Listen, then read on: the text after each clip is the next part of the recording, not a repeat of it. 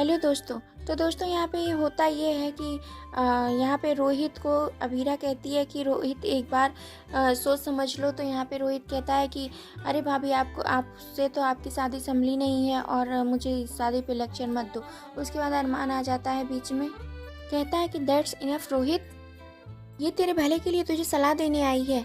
तो इस पे रोहित कहता है अरे मत दे सलाह। और यहाँ पे दोस्तों दोनों भाइयों के बीच हो जाती है लड़ाई। यहाँ पे रोहित कहता है कि जो लड़की आपसे प्यार कर सकती है वो क्या सलाह देगी शादी पर।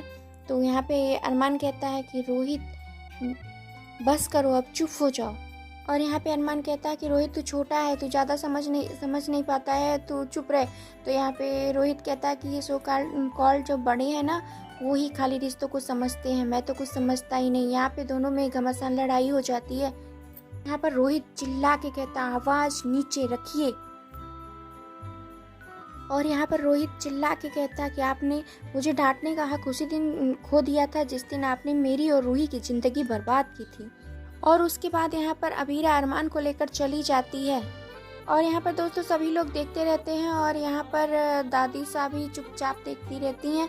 और उसके बाद क्या होता है कि रूही और रोहित दोनों, उसके बाद रूही का हाथ पकड़ के रूही को भी लेकर चला जाता है अपने रूम में, कि आप पीछे पिक्चर में देख रहे हैं। और यहाँ पर उसके बाद रूही को जाता हुआ देखकर, रोहित और रूही को जाता हुआ देखकर यहाँ पर उसके नानू सोचते हैं कि रूही तू सारी दुनिया से झूठ बोल सकती है लेकिन मैं तुझे जानता हूँ, तू यहाँ पर सिर्फ और सिर्फ अरमान के लिए आई है। और यहाँ पर रूही कहती है कि सो सॉरी नानू, पर मैं यहाँ पे अरमान के बिना नहीं जी सकती। और उसके बाद वो देखती हुई और जा रही होती है और उसको लेकर रोहित कमरे में चला जाता है। और यहाँ पे दादी सा देखती रह जाती हैं। और यहाँ पर दादी सा एक अजीब सा ही लुक देती है बी नानू को अभीरा के। और उसके बाद सभी लोग इधर उधर हो जाते हैं। और यहाँ पे जाके अरमान कहता है कि अब तुम खुद सोना, मेरी अपनी और हमारे रिश्ते की बेइज्जती करा के। फिर यहाँ पर अभीरा समझाती है अरमान को। और उसके बाद रोहित रूही से कहता है कि वहाँ पे लेके कमरे में जाता है। तो यहाँ पे रूही जो है वो कहती है थैंक यू, मुझे एक और मौका देने के लिए थैंक यू। और कहती है कि Rohit thank you so much, मैं इस बार जाने अनजाने में कभी भी कोई भी गलती नहीं करूँगी।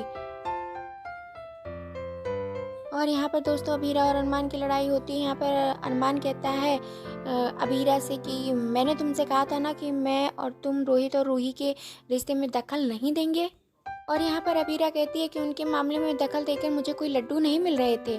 और अगर लेकिन किसी के साथ भी मुझे गलत होता है तो मुझसे रहा नहीं जाता है। और यहाँ पर अभीरा अरमान से कहती है कि चुप रहना तो तुम्हारा फेवरेट हॉबी है ना, लेकिन वहाँ पे तुम चुप नहीं रहे, वहाँ पे तुम चुप रहते और मुझे बोलने देते। यहाँ पे अरमान कहता है कि वो तुम्हारी इंसल्ट कर रहा था। तो अभीरा कहती है जो भी कुछ होता मैं यहाँ पे संभाल लेती, पर तुम बीच में क्यों आए, अब वो तुमसे और ज्यादा नाराज हो गया।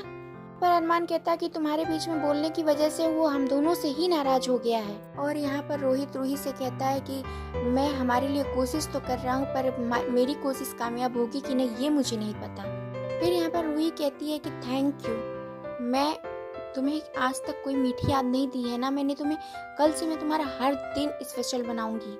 और यहाँ पर रोहित रूही से कहता है कि मैं आगे धीरे धीरे बढ़ना चाहता हूँ, मैं नहीं चाहता कि हम दोनों में से कोई भी हर्ट हो। और यहाँ पे स्वर्णा कहती है मनीष से कि भगवान के लिए आप रूही का घर बसने दीजिए। और मनीष कहता है कि क्या तुम्हें लगता है मैं उसका घर उजाड़ना चाहता हूँ।